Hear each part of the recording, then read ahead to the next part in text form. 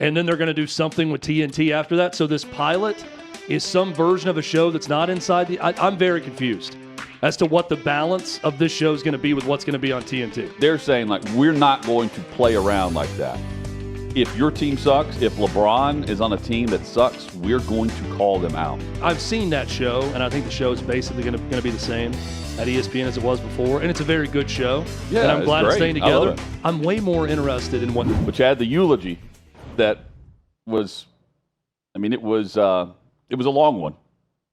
As we watched the Indiana Pacers advance to the NBA Finals over the New York Knicks, I'm watching it and I'm thinking, man, this is the last time we're going to see NBA on TNT.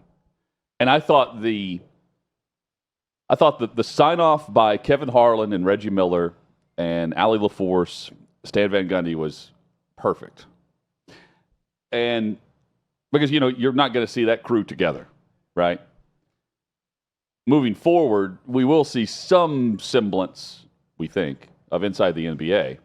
We know the four will be together, but the question is for how much, for how long? Is it going to be the same type of show? Those are the questions we're all having. But the entire crew behind the scenes with that show, the production staff, they're all coming with them. But you would have thought like that was the final show in the history of Inside the NBA, period. Because they're going to ESPN. Hutton, am I a bad person to not feel overly touched by all this, by the send-offs and everything? Because I'm thinking, it's not. To me, is it really a send-off? You guys are just going to make a ton more money, right? Or as much or more to go to ESPN now. It's just going to have a different logo at the bottom of the screen.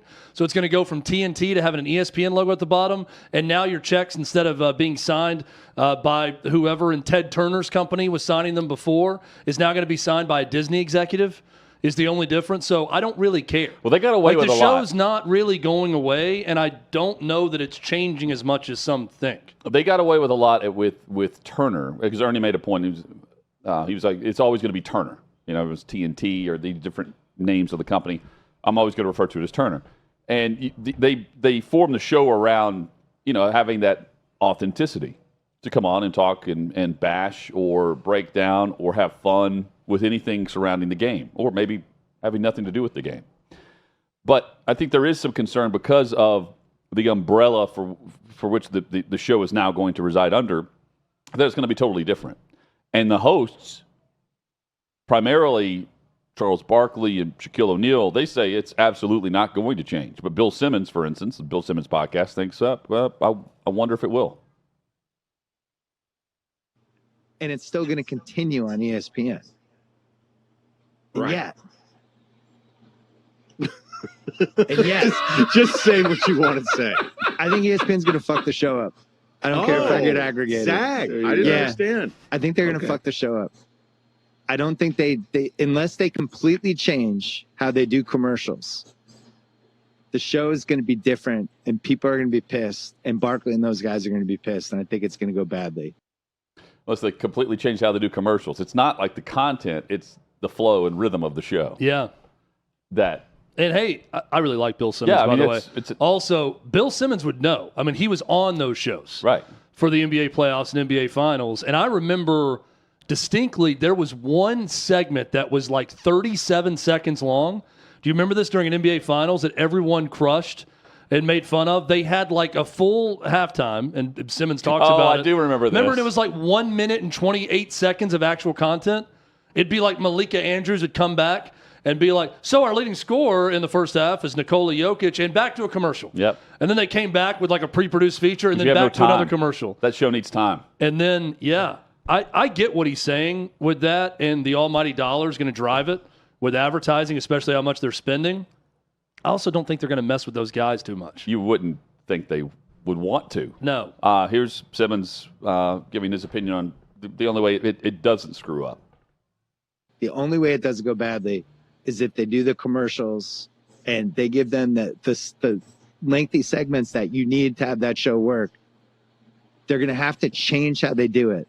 They just paid so much for the NBA that if they don't do that and they do these same short, terrible segments that you're about to see in the finals, where it's like a 1.5 minute halftime and it's like a 20-minute pregame, if they do that, they're going to fuck the show up and everybody's going to be bad. Well, see, I always Did you pay attention to the TNT pre and halftime? I always paid attention to postgame for Inside the NBA. Yeah, I mean, I didn't really pay attention to the TNT halftime show. I just think the way it works now, too, like I'm not paying a lot of attention to any studio shows other than what I get clipped.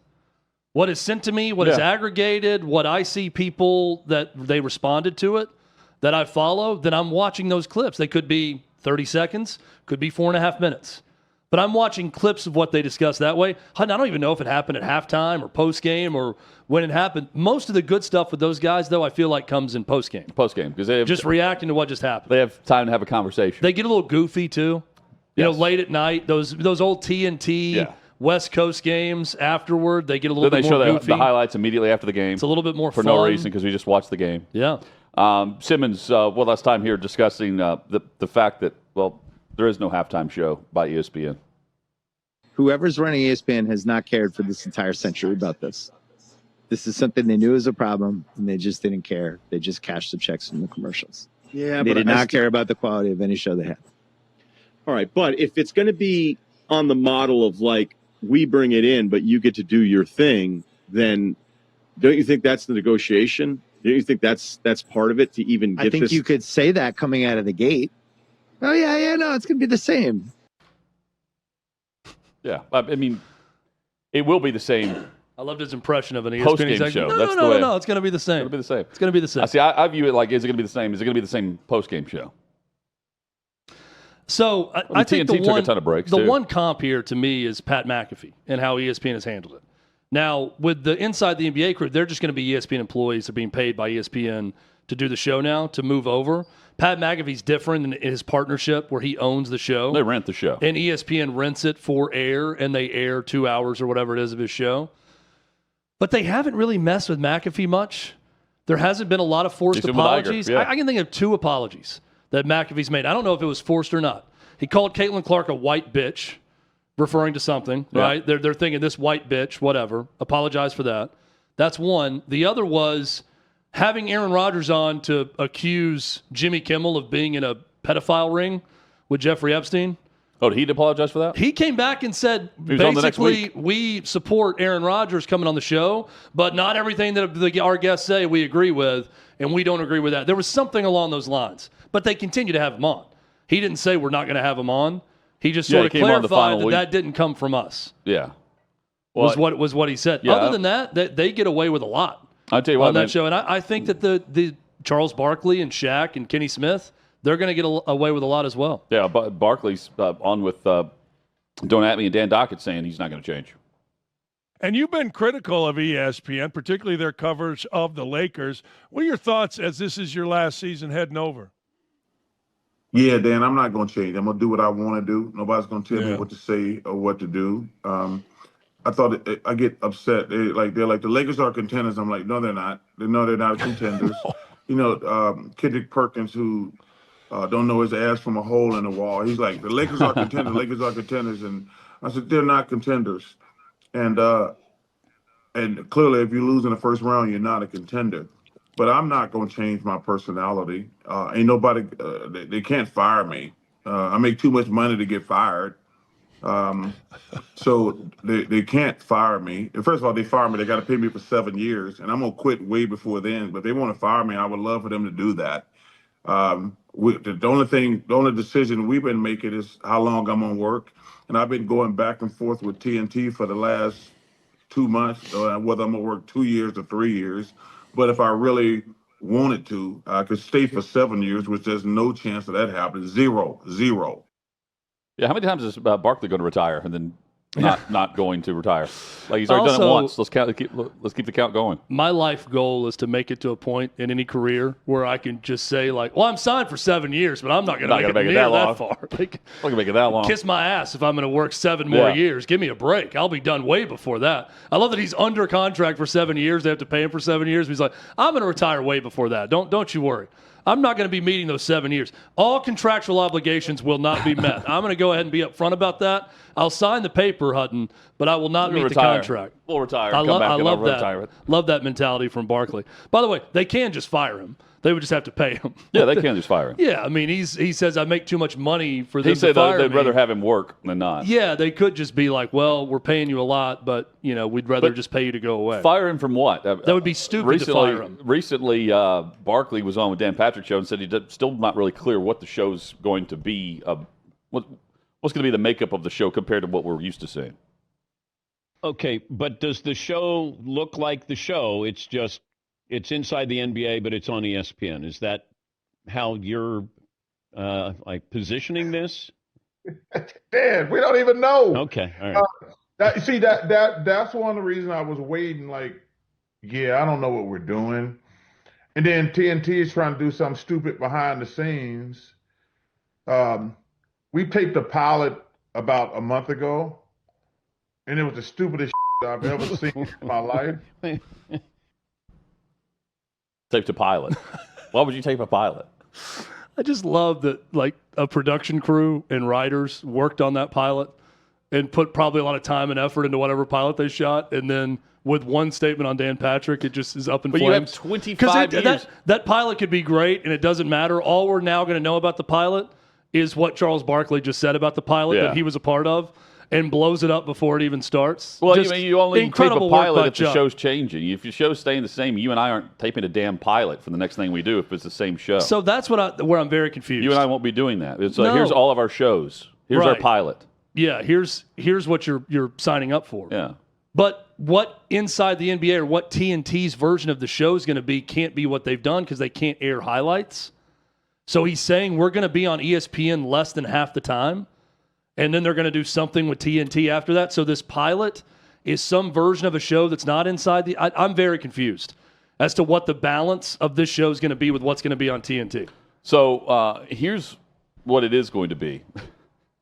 It's still going to be the four hosts, not giving a damn what those above them are telling them what they can and can't say. And if you don't believe me, this is the way Shaquille O'Neal signed off in the final broadcast for Inside the NBA on TNT on Saturday night. We're a family. I'm glad we're sticking together. And like I said, even though the name changes, the engine is still the same. And to that new network we're coming to, we're not coming to F around. And since it's the last show, I'm going to say it. We're not coming to F around. We kicking ass, we taking names, and we taking over. Like how we had to bleep that fuck bomb, but the one prior from Bill Simmons we didn't have to bleep out for some reason. You think Bill Simmons has a contract that says no bleeping of F-bombs? I don't know. He's got to get his fully in, but can't get the last one. But we can't get Shaq's in. I guess TNT may have bleeped that last one out. No, that was in advance. The one I watched. Did we bleep that one out, Adam? Or did TNT bleep that one out? We bleeped it out? We had to get that one, not the first one. The one I watched from TNT, it was clear. Yeah. And then Kenny. I love how he said, too, but since it's the last show, Kenny I'm going to go ahead and let it fly. He had the mic next, and he even dropped it. He goes, and I echo what Shaq said, and we're not coming to F around. I mean, I don't even know what that means fully, but okay. It means, are they coming to take over all of Disney Corporation? What they keep referencing. They keep referencing the fact that ESPN was propping up LeBron and the Lakers. Bob Iger, I want your job. Propping up LeBron and the Lakers, and all of a sudden, this is going to be a championship team. And they were just like adamant. No, absolutely not. This team sucks. Then they ended up not making it out of the first round, but Kendrick Perkins is propping them up like a Larry O'Brien, qualifier. And so they're saying, like, we're not going to play around like that. If your team sucks, if LeBron is on a team that sucks, we're going to call them out. That's more or less what they're saying. We're not going to sit around and play patty cake because LeBron James is going to come on our network. Probably not going to be having Ramona Shelburne on any show. Oh, my God. To talk about how LeBron's kid is the second coming of Dr. J. Yeah. This is not nepotism. Remember her whole thing of, second day of the NBA draft combine. First day was awful. He was 1 for 38 from three. But I am told that in the warm-up, he shot 14 for 19 in uncontested threes and completely turned around the tenor of the entire camp. He blew everyone away. And now he is first-round worthy, and he's going to be an all-star. Blew everyone away. Yeah, there's going to be no Ramona Shelburnes on their show. That is what's going to be... Hutton, here to me is where I think this is how the dynamic should sit with all leagues and networks. If you're the network that's paying that astronomical amount of money, right? That Disney's going to pay now for their rights. Yes. Then I don't think if I'm paying that money that the NBA can then come back to me and be like, you need to be nicer about LeBron. You need to be kinder about this NBA Finals matchup. You need to talk well of these markets and these teams because I'm the one paying them. Say, no, we're going to pay our talent to do their job and analyze and have an opinion, and you're going to sit back and take the checks that we're sending you to air your games, and we'll handle our team and you handle your team and vice versa. We know that's not how the NFL works. The NFL takes all the money from the networks and then tells the networks exactly Here's how what to put on air. done. We don't like this person, get rid of them. We don't like this opinion, don't use it. So you're going to do what we say. NBA, I don't think, has that level of power, nor should the networks give that to them. And that may be what you're saying, Hutton. That may be what the Inside the NBA team is saying is we're not going to take directives from Disney bosses because the Disney bosses are out golfing with Adam Silver. And he's got a problem with something Charles Barkley said. Or LeBron. That's the way I took it. It's like or Bronny. Just because LeBron's team is the one being discussed doesn't mean LeBron's team's going to be very good. Yeah. And that's the way, it was made to it was portrayed that way. All of a sudden, they make the Luka trade, and they're going to the NBA Finals. We won't be taking any calls from Rich Paul. Yeah. In other words, on this show. Yeah. Or any show. And we don't care if LeBron's going to be pissed at us or not. Yeah, if Kendrick Perkins wants to go on Get Up the next morning and start talking trash about Charles Barkley, that'll make for good television. Sure. And start saying how LeBron is still great, now the Lakers are going to win a title, that's fine. They can go back and forth. I will say, shortly thereafter, we had Stephen A., who went at it with LeBron after, Kendrick Perkins is on there. That's why he's referencing Kendrick Perkins. Shaq has referenced him too. In fact, I think they referenced him the other night, saying that, he, who I'm talking about, and then they started naming names. Yeah. So, Hutton, it's kind of strange, all this talk about Inside the NBA moving and everything. I've seen that show, and I think the show is basically going to be the same at ESPN as it was before, and it's a very good show. Yeah, and I'm glad it's staying together. I'm way more interested in what NBC is going to do with their studio show and with Michael Jordan. He's going to be there the first night. And how I really want to see how they do this and how they pull it off, and I really want to see a sit-down interview with Jordan and LeBron on opening night. Yeah, LeBron. That would be the king of all intros to someone in media if it was Michael Jordan one-on-one with LeBron. I don't know if MJ would want that. I don't think he would either. But I'd love to see it. That's why I want to see it, because I think it could get uncomfortable. Yeah. With Michael doing the interview, or just like having Costas just a conversation. Like, it'd be funny if Jordan sat down. Remember, we once worked with a co-host who had an NFL head coach on, and the coach wanted to talk, so he just sat him down and said, all right, well, you're here. What do you want to discuss? What are you here for? He's like, well, I'm on your show. What if Jordan just started with that? Hey, you've got me for the first time ever. What would you like to ask the GOAT? What do you want? What questions do you have for the GOAT? Please, ask me about my greatness. Any moments you want to hear about? You want me to retell stories of gambling? What would you like to hear about LeBron, my child, the entire time? I would watch that television if that was the entire interview. Coming up, we remember the greatness of John Brinkus. It's next here on Hot Mic.